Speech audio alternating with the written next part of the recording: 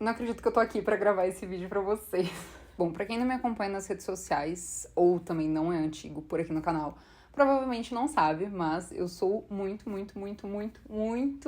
fã de Fórmula 1. E assim, muito fã de Fórmula 1 desde que eu nasci. Eu lembro as primeiras memórias ligadas a esporte na minha vida não são nem ligadas a futebol, e sim ligadas a Fórmula 1. Eu lembro desde muito pequena assistir Fórmula 1 com a minha mãe. Ela sempre gostou, sempre assistiu, e aí eu sempre assisti com ela. Eu torço pro Fernando Alonso desde 2004. Eu era muito pequena, eu lembro quando eu comecei a torcer por ele. Eu lembro a carinha que ele tinha em 2004, e eu sempre fui muito ligada a coisas com relação à Espanha e tudo mais, então pra mim sempre foi muito natural eu acabar torcendo pro Alonso. É uma coisa que eu até comentei no meu Instagram uma vez, que as pessoas falam, mas você gosta da Espanha por causa do Fernando Alonso. Daí eu digo que não, eu gosto do Fernando Alonso porque ele é espanhol. Mas, assim, eu sou muito fã de Fórmula 1 há muitos anos, minha vida inteira. Eu não existo, eu não lembro da minha existência sem Fórmula 1, porque a vida inteira eu assisto, a vida inteira eu torço pro Alonso. Inclusive, tem aqui atrás, gente, uma caneca do Fernando Alonso, que eu ganhei da Sassá. E ela era minha mod na Twitch, e ela virou uma grande amiga. Inclusive, na Twitch eu fazia várias lives de Fórmula 1, então quem é dessa época, um grande abraço pra você que me acompanhava na Twitch. E há muito tempo eu penso sobre o fato de que eu gostaria de trazer mais sobre mim pra vocês. Eu produzo conteúdo sobre moda no TikTok e no Instagram. Fazer esse conteúdo sobre moda é um conteúdo muito mais sobre eu mesma, um conteúdo sobre mim, do que um conteúdo neutro que é o entretenimento. E fazer esse conteúdo de moda me fez perceber o quão legal é eu trazer mais sobre mim pro meu conteúdo, né, pra vocês como comunidade, porque, gente, eu chegar aqui, sentar e falar a minha opinião sobre uma série, claro que é muito legal, mas olha quantos canais tem sobre séries, olha quantos portais tem sobre séries, vocês podem buscar, claro que pra vocês, o que vocês querem ver é a minha opinião, e eu fico muito grata por isso, mas o quanto mais eu puder trazer a minha personalidade e as coisas que eu gosto para as produções que eu trago, pros conteúdos que eu trago, melhor. Então, eu tô pensando ainda como eu poderia falar mais sobre Fórmula 1. Eu não sei se aqui no canal seria o ideal, eu não sei se seria ideal, de repente, arrumar alguma outra forma de me comunicar nesse meio. Eu falo muito sobre Fórmula 1 no Twitter, muito mesmo. Eu acompanho todas as corridas lá, eu narro as corridas lá pelo Twitter. Então, se você tiver Twitter e quiser acompanhar lá pra gente falar sobre Fórmula 1. A única coisa é que provavelmente eu vou xingar a Ferrari, porque eu já sofri muito por causa da Ferrari. Eu vou explicar ao longo aqui do vídeo. E eu resolvi trazer esse vídeo sobre a 6ª temporada de Drive to Survive. Eu sou uma grande defensora desse documentário, porque ele trouxe uma nova geração de fãs muito grande pra Fórmula 1. É muito doido, porque eu tinha um Tumblr do Fernando Alonso. Se vocês quiserem olhar, é Don Alonso. Mas ele ainda existe. Assim, eu não mexo mais nele, mas ele ainda existe. E assim, eu tinha um Tumblr pro Fernando Alonso e tudo mais, só que eu lembro a minha vida inteira que eu ficava comentando no Twitter pras paredes, assim, ou pra, sei lá, homens muito mais velhos. Não tinham garotas jovens, torcedoras da Fórmula 1. E o Drive to Survive trouxe esse público, assim, muito apaixonado. Assim, um pouco eu vejo que muitas pessoas acabaram, sei lá, por exemplo, torcendo pro Charles, porque o Charles é bonito, mas tudo bem, entendeu? Cada um escolhe seus conceitos pra torcer pro piloto. Mas eu sou muito defensora do Drive to Survive por causa disso, porque um esporte precisa, não só esporte, né, qualquer, enfim, produto do entretenimento, precisa de renovação de público, e a Fórmula 1 estava estacionada há muito tempo nisso, em um público que já estava mais velho e que daí não estava passando para próxima geração, essa paixão e tudo mais. Então foi muito bom. A existência do Drive to Survive renovou muito o público da Fórmula 1, o que é muito legal, eu sou muito defensora. Às vezes eu leio umas abobrinhas no Twitter que me estressa um pouco, daí eu penso, não sei se eu deveria passar tanto pano pra geração de Drive to Survive, mas aí depois eu respiro fundo e passo o pano de novo. E essa 6ª temporada, nós tivemos 10 episódios que eu achei que foram muito legais, algumas coisas ficaram de fora, ignoraram completamente Interlagos, eu pensei, mano, por quê? Eu, particularmente, também não sinto nenhuma falta em abordarem os pilotos da Red Bull. Eles não participam por questões contratuais ali deles, que eles direito de uso de imagem, que eles não querem e tal.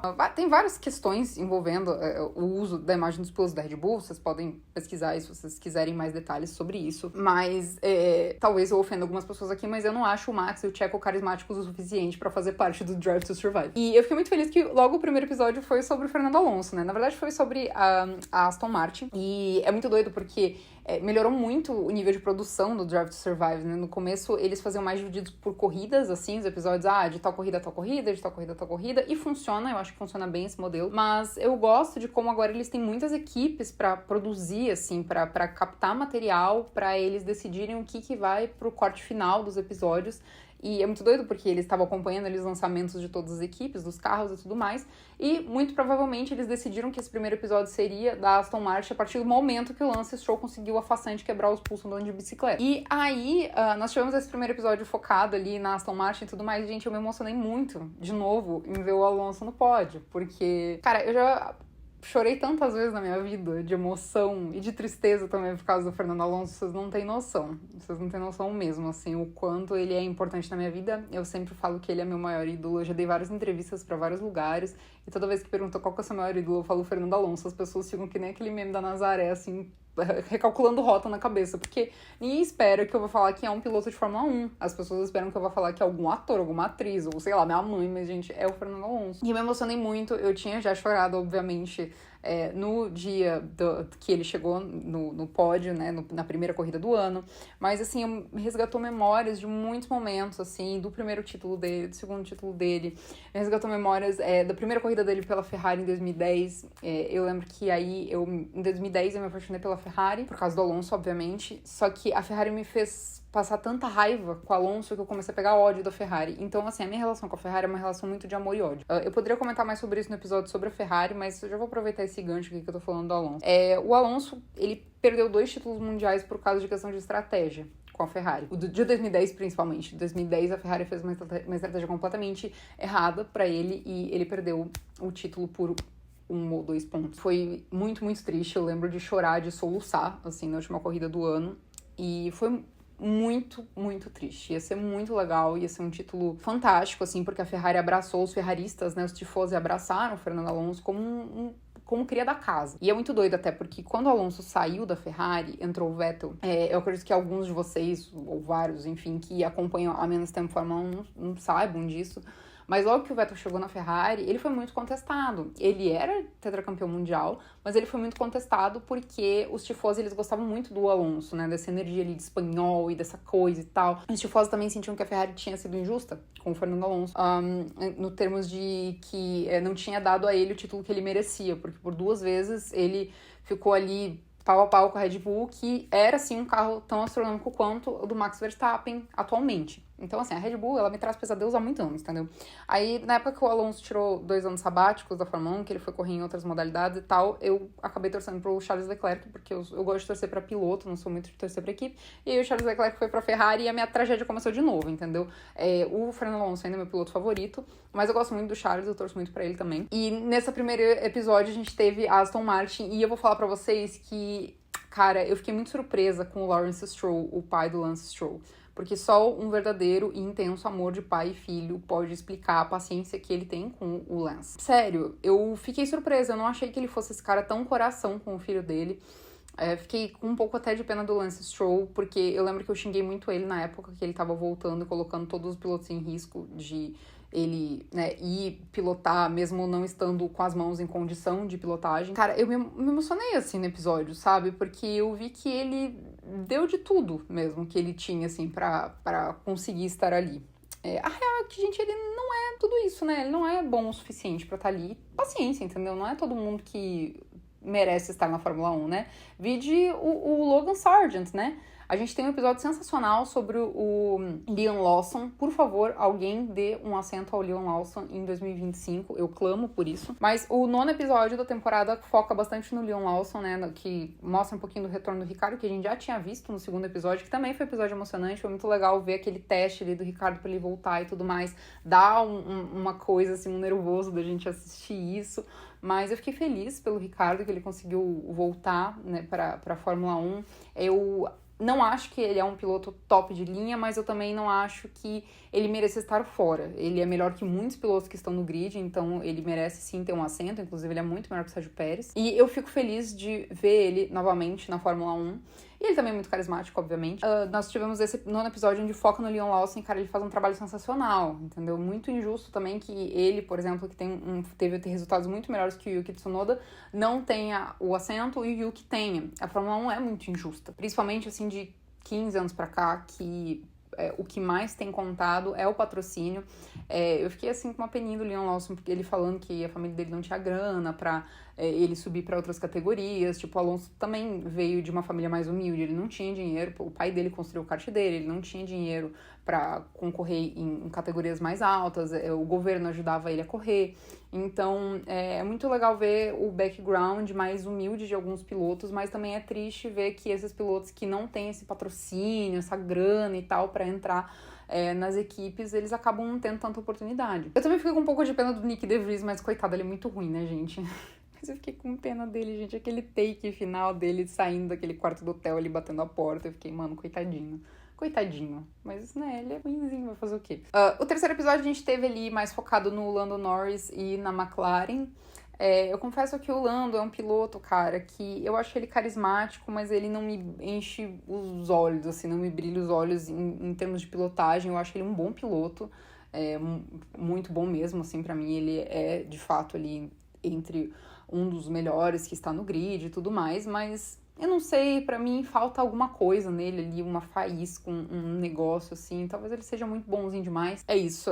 Achei um episódio interessante, o da McLaren, mas eu achei o da Haas, que foi o quarto episódio mais interessante. Uma pena que o Gunther Steiner, ele não renovou com a Haas, quer dizer, coitado, né? Ele não aguentava mais, ele foi até lá com uma tia Binotto que tá com uma vinícola, né, tá cuidando dos parreiral de uva, que com certeza ele tá muito mais feliz do que sendo chefe de equipe. Mas o Alonso sempre falou que ser chefe de equipe é muito estresse, que ele não queria ser porque é muito estressante. Mas é muito engraçado porque eu não lembrava, eu tinha esquecido que o Magnussen e o Hülkenberg, eles eram tretados. Claro que eu presenciei essa treta, eu lembro dessa corrida, eu lembro de toda a treta, do pós e tudo, só que eu tinha esquecido, velho, eu tinha apagado da minha memória que eles eram tretados. Então foi muito legal ver essa retomada deles ali como companheiros de equipe, e no fim das contas eles acabaram se dando bem. O quinto episódio eu também achei interessante porque focou na Alpine, e o Gasly e o Ocon é uma situação muito engraçada, porque os dois, pra mim, eles têm um nível de pilotagem muito parecido. Achei, aliás, um comentário aqui em off, achei muito fofo o Gasly com a Kika, a namorada portuguesa dele, eles conversando em português, achei bonitinho. Mas eu vejo que eles têm, o Ocon e o Gasly, eles têm um nível de pilotagem próximo, assim, mas estrategicamente falando, o Gasly me parece um piloto mais inteligente, assim, eu falo de todas as corridas que eu acompanhei, e o próprio Drive to Survive mostra em vários momentos que o Gasly acabou passando o perrengue por não fazerem o que ele achava que seria melhor. Gente, assim, os engenheiros podem estudar o que for, mas o piloto dentro do carro, ele vai ter o feeling do que ele tá precisando naquele momento. Então, por exemplo, aquela hora que mostra ele indo pro pit stop e pedindo um pneu de chuva, porque ele sabe que vai chover e já tá molhada a pista, e eles não dão pra ele um pneu de chuva e estraga toda a corrida dele, velho, eu fiquei indignada. Pô, eu lembro, obviamente, do acontecimento na corrida, mas assim, a gente revê ali com o behind the scenes, né, que é por trás de tudo que tá acontecendo, com todos os detalhes de rádio, com pedido e tudo mais, a gente fica mais indignado. E é muito legal porque os pilotos comentam também o que tá acontecendo. E outra coisa que é muito doida, né, que o Ocon, cara, ele não é amigo de ninguém, né? Que coisa impressionante. Simplesmente ninguém aguenta o cara, velho. Eu lembro que o Alonso não aguentou ser companheiro dele e, tipo, todos os companheiros que o Alonso teve gostam muito dele, eles se dão super bem, todos falam muito bem deles como companheiros. O Ocon também teve... Outro companheiro foi o Checo, que também não suporta ele. Gente, ninguém aguenta o Ocon, velho. O Gasly também não aguenta o Ocon, então, tipo, mano, o problema é ele. Os pilotos saem pra fazer rolê, eles estavam jogando pedal esses dias, tipo, essa semana agora. Cara, os pilotos estavam tudo lá e o Ocon não tava. Então, tipo, mano, ninguém gosta do cara, velho. O problema é ele, não é os outros. Até o Max, que é um pentelho, tá sempre nos rolês e o Ocon não tá. O episódio 6, a gente teve um enfoque maior na Mercedes e na Aston Martin, nessa batalha aí deles pelo quarto lugar da temporada. O sexto episódio a gente teve mais focado aí na Mercedes e na Aston Martin, nessa batalha aí deles no meio da temporada, que o carro tava meio que parado e tudo mais. No começo a Aston Martin tava melhor, pro final do ano a Mercedes foi ficando melhor. Achei muito fofo o Lando falando que se ele não ganhasse, ele queria que o Alonso ganhasse, porque quem não quer ver o Alonso ganhando uma corrida, né? E o Alonso tava muito soft nessa temporada, gente. Ele teve ali um trabalho de imagem muito bonzinho, ele tava um cara muito fofinho. E é muito doido, uma observação aqui, que o Hamilton, nesse episódio, ele fala que a Mercedes é a casa dele, a família dele, né? E agora a gente já sabe que ele fechou o contrato com a Ferrari para 2025, né? Eu tô muito curiosa pra ver como que vai ser esse rolê do Hamilton na Ferrari. Nossa, vai ser muito muito legal mesmo. Eu quero ver como que vai ser também a dinâmica entre o Charles e ele, com relação a disputa dentro de equipe. O Hamilton não curtiu muito quando o Rosberg ganhou dele o campeonato na Mercedes, né, do campeonato de Fórmula 1 e tal. Então, eu quero ver como é que vai ser essa relação entre eles, porque, gente, o Charles é muito competitivo, né? Ele não aceita perder nem aqueles videozinhos de TikTok que a Ferrari faz. Inclusive, tô pagando pra ver o Hamilton participar desses videozinhos de TikTok que o Carlos e o Charles fazem. O Carlos, eu acredito que ele vai ter um assento, assim, pra 2025. Vamos ver como é que vai ser. Tem rumores de que ele vai pra Audi. Mas tem outros rumores também com relação a outras equipes. Vai ter bastante mudança em 2025 na Fórmula 1. O 7º episódio, a gente teve outro episódio da Alpine. Isso me incomodou um pouco, porque pra mim a Alpine é uma das equipes menos interessantes do grid, tanto com relação aos pilotos, quanto com relação ao drama deles. Porque, gente, a Alpine era a Renault. A Renault tem 2 glórias em toda a história de Fórmula 1, que é basicamente os 2 anos que o Alonso ganhou lá. E é isso, entendeu? A Alpine não é como se fosse uma equipe cheia de coisas pra contar, né, dramas. Não é a equipe de fundo de grid pra nos contar sobre o drama do fundo do grid, não é uma equipe de frente de grid, é uma equipe de meio de grid, mas que o drama é meio X, entendeu? Os dramas de rico dos pilotos, assim, deles na lancha. Ai, realmente, eu tenho que acelerar. Tipo, meu filho, acorda, né? E aí eles têm esse drama deles entre o Gasly e o Ocon. E, cara, essa história de treta entre 2 companheiros de equipe nunca dá certo pra equipe. Nunca dá certo pra equipe. Cara, eu lembro de 2010 que o Vettel e o Weber, eles se batiam em várias corridas, tipo, eles se tiraram em umas 2 ou 3 corridas, assim, de um bater no outro. Em 2007, o Hamilton e o Alonso, quando eles correram contra o outro, foi uma treta que chegou num ponto que o Alonso estava correndo contra a McLaren, porque o Hamilton, ele era cria da casa, e daí eles traziam as atualizações pro Hamilton, daí eles não davam pro Alonso, e daí, mano, foi uma treta homérica também. O Rosberg e o Hamilton também, quando o Rosberg, ele foi campeão e tudo mais, também deu muita treta. Enfim, toda vez que tem essa coisa de um companheiro tretar muito contra o outro, dá muito mal pra equipe, as equipes sabem disso. E a Ferrari também tem 2 pilotos que são muito competitivos, e aí o 8º episódio foi sobre a Ferrari, falou muito sobre isso. Esse foi o primeiro ano do Fred Vasseur como o chefe de equipe da Ferrari, mas não foi o primeiro ano oficialmente, porque um carro de Fórmula 1 ele é desenvolvido ao longo do ano para o próximo ano. Esse carro que o Fred Vasseur correu em 2023 era o carro que o Binotto tinha ajudado a desenvolver em 2022. Então, a gente vai ver oficialmente o trabalho do Vasseur como chefe de equipe, e a partir desse ano, de 2024, que ele ajudou a desenvolver em 2023. Claro que o trabalho dele como chefe de equipe ali na dinâmica dos 2 pilotos e tudo mais, fez diferença, deu pra ver que o Carlos e o Charles, eles se respeitaram mais. Eu percebo que o Charles, ele cede mais pelo Carlos do que o Carlos por ele, o que, né, é bem visível, sempre foi bem visível que o Charles, ele acaba jogando muito mais pra equipe, talvez por ele ser mais apaixonado pela Ferrari, porque ele sempre fala que o sonho da vida dele é ser campeão pela Ferrari. Então, talvez pelo Charles ter tanto amor pela Ferrari, ele ceda mais ao Carlos do que o Carlos a ele. Eu gosto muito do Carlos, mas entre os 2, eu vejo que o Charles, ele tem um nível de pilotagem um pouco mais apurado, assim, um pouco superior com relação ao Carlos. E é muito engraçado porque quando o Carlos estava bem, quando o Carlos ganhou a corrida de Singapura, ele fala, nós estamos muito unidos, eu e o Charles, né? Sim, pra ele estavam muito unidos porque tava beneficiando ele, né? A partir do momento que o Charles começou a ir melhor umas corridas depois, o Carlos já tava meio achando ruim. Mas tudo bem, vamos deixar essa parte de lado. Aí o 9º episódio teve o episódio do Liam Lawson, gente, eu me emocionei muito, eu chorei com ele marcando pontos. A forma como abordaram a história dele ali na Fórmula 1 foi muito legal, como eu já falei no começo do vídeo, me comovi com ele bastante. Então, é muito legal esse episódio.